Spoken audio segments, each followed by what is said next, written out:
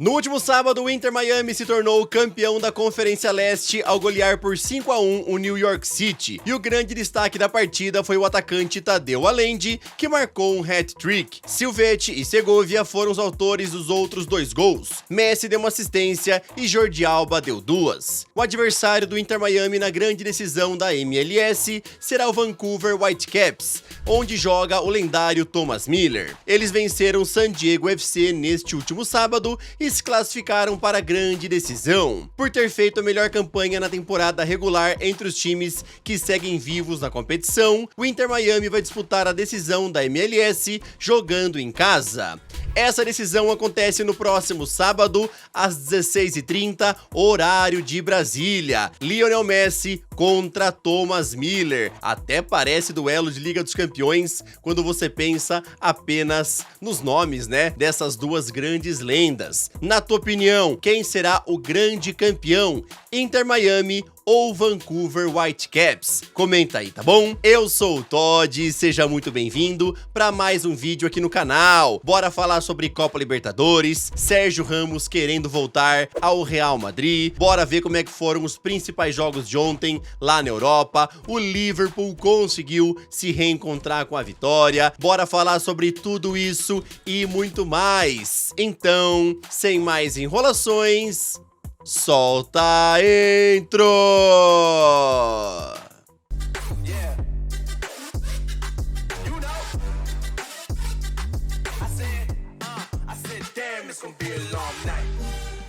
No último sábado tivemos a grande final da Copa Libertadores, onde o Flamengo se tornou tetracampeão ao vencer o Palmeiras por 1-0. O único gol do jogo saiu da cabeça de Danilo no segundo tempo. O jogo inteiro foi bem fraco para ambos os times, pois poucas chances foram criadas, e um dos lances que mais gerou discussão nas redes sociais foi essa dura entrada de Pulgar em Bruno Fux quando a bola estava parada, e ele acabou só levando o cartão amarelo. Rafael Veiga também teve um lance parecido, onde levou o cartão amarelo. A grande diferença é que neste lance a bola estava em jogo. Além de ter se tornado o primeiro clube brasileiro tetracampeão da Libertadores, o Flamengo também faturou alto com o torneio, fechando a competição com 178 milhões de reais em premiação. Meus amigos, Flamengo primeiro tetracampeão brasileiro da Copa Libertadores, e meus parabéns aos rubro-negros. Mais um título, né? Porque também vão levar possivelmente aí o Brasileirão nos próximos dias. Só um desastre tira o Brasileirão aí das mãos do Flamengo. Agora, em relação aos lances de Rafael Veiga e Eric Pulgar, o que você achou da decisão do árbitro de dar cartão amarelo? Comenta aí. Abel Braga voltou para sua 8ª passagem pelo Internacional e foi apresentado oficialmente ontem. Inclusive, ele conseguiu já chegar polemizando por conta desta fala homofóbica. Eu fiz uma brincadeira, no fundo, o Alessandro deu esporro em todo mundo. Eu falei, pô, eu não quero meu time treinando de camisa rosa, parece time de viado. Obviamente, isso daí viralizou de uma forma muito rápida nas redes sociais e também muito negativa. Depois, então, o técnico pediu desculpas ao postar o seguinte: colorados e coloradas, em primeiro lugar, reconheço que não fiz uma colocação boa sobre a cor rosa durante a minha coletiva. Antes que isso se prolifere, peço desculpas. Cores não definem gêneros, o que define é caráter. O Internacional precisa de paz e muito trabalho. Vamos, Inter.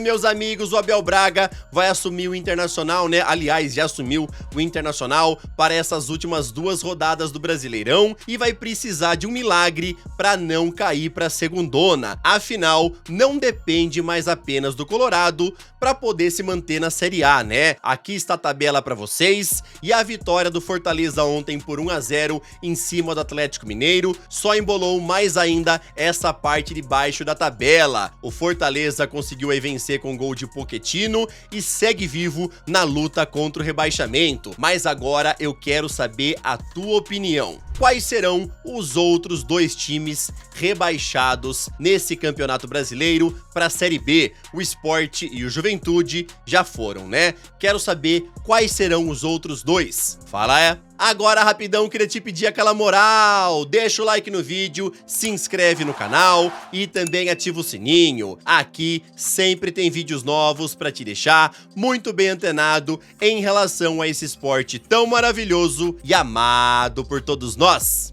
Ontem o Real Madrid visitou o Girona e ficou apenas no empate em 1 a 1. Mbappé foi o autor do único gol dos merengues e Onari marcou pelos donos da casa. Esse é o terceiro empate seguido do Real na La Liga e por conta disso eles perderam a liderança para o Barcelona, que tem um ponto a mais. Villarreal é o terceiro colocado com 32 pontos e Atlético de Madrid completa o G4 com 31. Mbappé chegou a 14 gols, isolado na artilharia. Lewandowski e Muriqi têm 8 gols cada. Pela Ligue 1, o Lyon venceu Nantes por 3 a 0. Já o Lens visitou o Angers e venceu por 2 a 1. Assim eles assumem a liderança com 31 pontos. Paris Saint-Germain tem 30, Olympique de Marselha 29 e Lille é o quarto colocado com 26.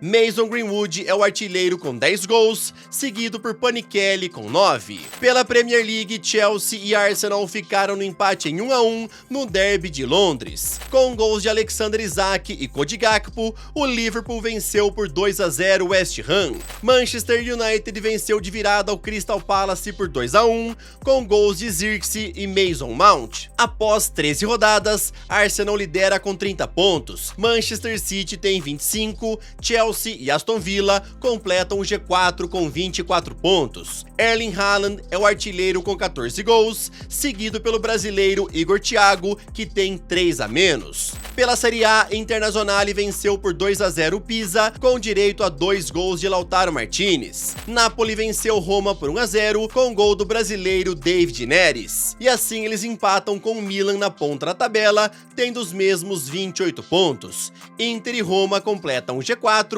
com apenas 1 ponto a menos. Com os 2 gols marcados ontem, Lautaro Martinez assumiu a artilharia tendo 6 no total. Pela Liga Portuguesa, ontem o Sporting goleou por 4 a 0 o Estrela Amadora. Já o Porto venceu por 1 a 0 o Estoril. Após 12 rodadas, os Dragões lideram com 34 pontos. Sporting tem 31, Benfica 28 e Gil Vicente é o quarto colocado com 23. Pavlidis é o artilheiro com 10 gols, seguido por Luis Soares com 9. Lucas Paquetá ontem foi expulso no jogo contra o Liverpool ao receber 2 cartões amarelos, e ele ficou simplesmente maluco com isso. Inclusive, após o jogo, ele postou o seguinte nas redes sociais, cobrando a Federação Inglesa por mais apoio. É ridículo ter minha vida e carreira afetadas por 2 anos sem nenhum apoio psicológico da federação. Talvez esse comportamento ridículo seja apenas um reflexo de tudo que tive que suportar e, ao que parece, continuarei a suportar.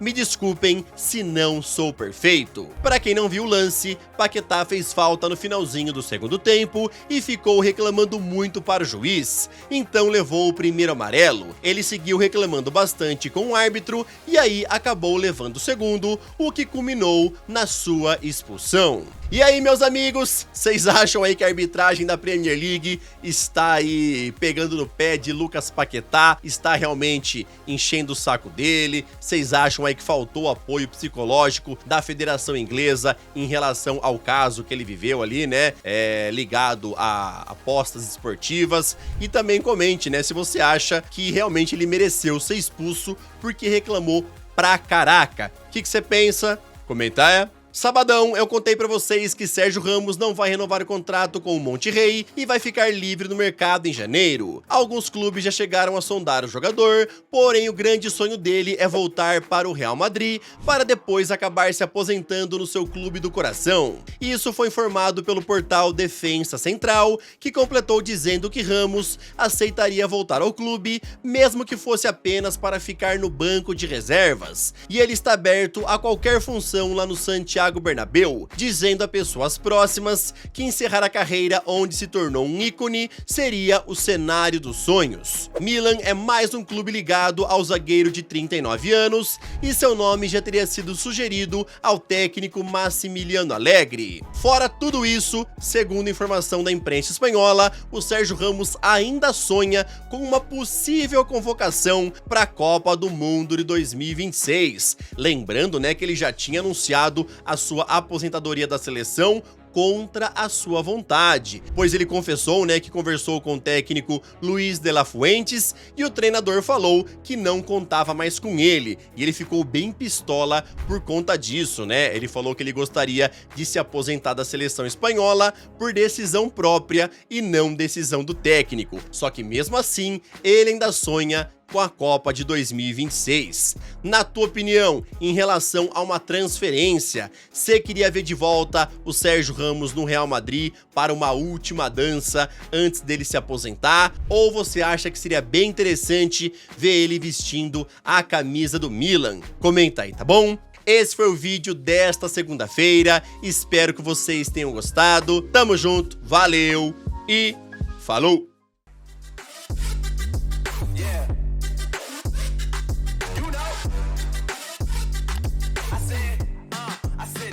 It's gonna be a